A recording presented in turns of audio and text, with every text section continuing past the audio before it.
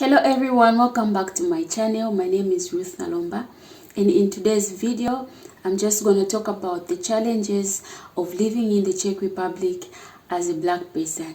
So without wasting much of your time, let's jump right into the video.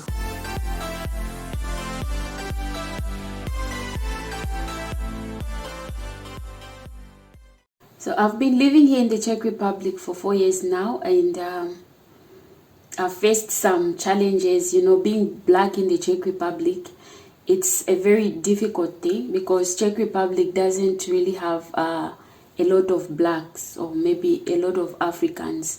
So when I came here, it was in 2017, the first thing that I noticed was the staring. They stared at me to a point where I started feeling uncomfortable because I didn't understand why they were staring at me. But then later on, I just learned that they are staring out of curiosity because this skin is not very common here. And they're just curious about this skin, This is the reason why you get stared at so much when you visit Czech Republic from Africa. I remember once I visited my husband's family, and there was this grandma. She was very happy to see me, and she just wanted to touch my skin just to feel it, and she was just exploring me. It was something very weird for me, but then it was nice. She was very nice, she was really nice. So they don't mean anything bad. It's not like they are racist or something. It's just that they are curious about this skin. So if you are African, you come here to the Czech Republic, you'll be stared at so much, but don't take it as a bad thing. You might feel uncomfortable, but it doesn't really mean anything bad. It's just that they are just curious. The second thing was the language. Here in Czech Republic, they only have one language, which is Czech, and not everyone is able to communicate in English. Of course, this young generation, they are able to communicate in English now, but for the older ones, they don't speak English. So it was very tough for me at first. When I came here, the only person that I could talk to was my husband. That was before I met friends that were able to communicate in English. Of course, there are people that are able to communicate in English, but it's just stressful for them, and it's boring for them to just speak English. And there are those that get too excited because they want to practice their English. So it was something very difficult for me because I felt out of place.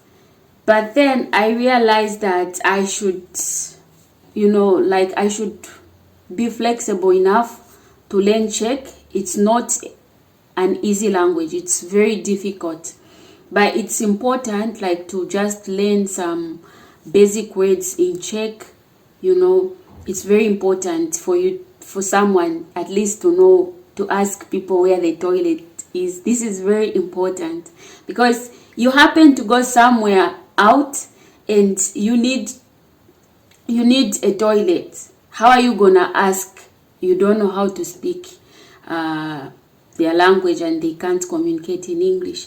So at least know these things, know how to ask where the toilets are and everything like that. Otherwise, here in Czech, life is tough if you're a foreigner and you don't know how to speak Czech.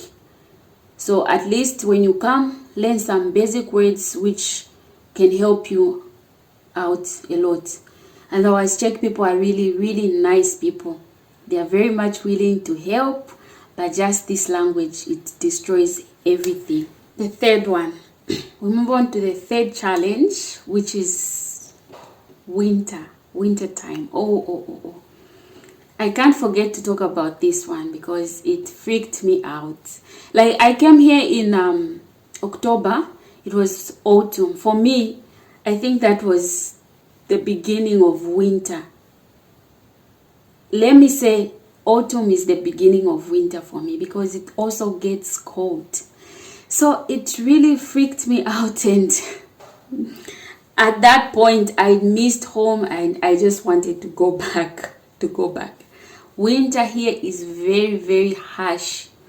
So one thing that I just don't like about this winter is that you need to dress up so heavily, you know. You can't just, it's not like the winter that we have in Africa, or rather the winter that we have in Zambia, you know, where you just put on a t-shirt, or maybe just a t-shirt and a sweater on top, or maybe just a t-shirt and a jacket. Here you need to have like 4 layers inside before taking the main jacket.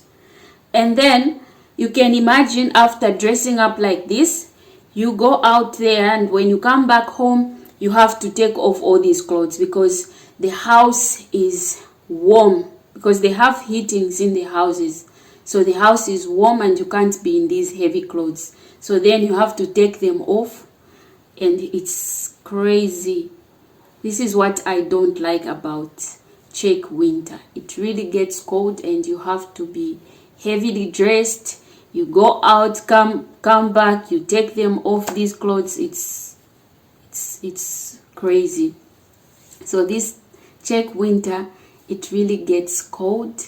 And then the other thing is that it gets dark very quickly, you know, like 16 hours it's already dark, and it looks like 21 hours. So yeah, this is what I don't like about this Czech winter. I really don't like it. Another thing is how Czechs do things differently compared to us Zambians or to us Africans. You know, these people are really fast. They do things so fast. I saw once in the streets when they were, you know, like you meet people, they are walking, they walk really fast, and they just do things differently. Even in the shops, they are just very, very fast. But us in Africa, we are more calm, we are more relaxed. But to us, it's very, very normal. It's just a normal way of doing things. But here, they are very fast. I remember once I was in the shop, in the supermarket with my husband, and I was just putting things on the till, doing it a Zambian way. And my husband was like, "You are very slow, you have to be very fast because people behind you also want to use the till." And I was like, "But I'm fast." And he said, "No, you are very slow." So to me, I was fast, but to them I appeared to be very slow, which was also a challenge. So it's a good thing that they do things fast because they want to jump to the next thing, but it becomes bad when they can't finish.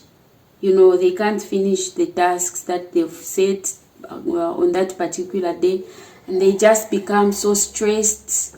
And when they are stressed, even people around them are also suffering because of their stress. They are not nice when they are stressed. They become so rude. Yeah, so this is also another challenge which I faced. In Zambia, we are more relaxed. We don't want to stress ourselves that much, but here they stress a lot. Another thing is with food. It's not like they have weird food. It's just that, you know, as Africans, we love shima a lot, you know. Shima, like Congolese, they call it fufu. South Africans, they call it pap, and in Zambia, we call it shima. So I'm sure most of you know what I'm talking about. This is the typical African food. And here they have rice, they have dumplings, which I just knew when I came here. I didn't know anything about dumplings. They have potatoes, they have pasta and different kinds of meats, chicken meats, they have pork, they have beef and all that.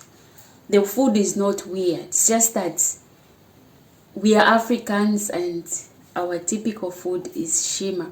So when I came here, it was a very big challenge, and especially when I was pregnant for my firstborn son, it was really difficult because I just wanted to have my own food, African food. And it was a tough journey up until I met my friend, one of my friends who introduced me to this African shop in Prague. Otherwise, I didn't know anything about it. So I can actually buy my vegetables there and make my full African meal in the house. So if you're an African, you're planning to come to the Czech Republic, at least pack something for yourself so that when you come here, you can make use of the food that you have. And by the time you get used to the place, you already know where to get the other African food. So this one was also a challenge, but now I'm very settled. I know where I can get myself African food and make a full package in the house. Now let's move on to the last but not the least. Hair. Hair. This one is also a challenge because hair in Czech Republic is very expensive. And when I say in Czech Republic, I mean in African shops, because in Czech shops you can't buy hair. You can't. Even this Vietnamese shop, they only sell other stuff but not the hair. So if you want to buy hair here in the Czech Republic, you have to go to African shops, which is very, very expensive. So during my first time here in Czech Republic, I suffered a lot because I needed to plait my hair, I needed to change my hairstyle, but there was no place where I could buy my hair up until I just realized that I can actually order it online and I can fix it myself. To all my African friends who are planning to come to the Czech Republic, at least know how to braid your own hair because it's tough out here. I actually made this wig myself. I can braid my own hair, which is very cheap. It's very cheap because the only thing that I can buy is the hair and do it myself. But if you are not able to braid your own hair, you have to buy it, go to someone to do it, which will be very, very expensive.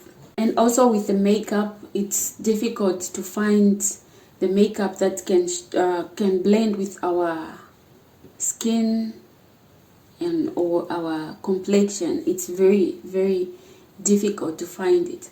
So you also have to buy it in African shops, and if they don't have it, you can also still buy it online. So these are some of the things, the challenges that we, your friends, are facing out here. It's not easy at all. Otherwise, we are managing. God has really been on our side. So thank you so much, guys, for sticking around with me. Thank you for watching my video to the very end. I hope to see you guys in my next video. So for now, ciao.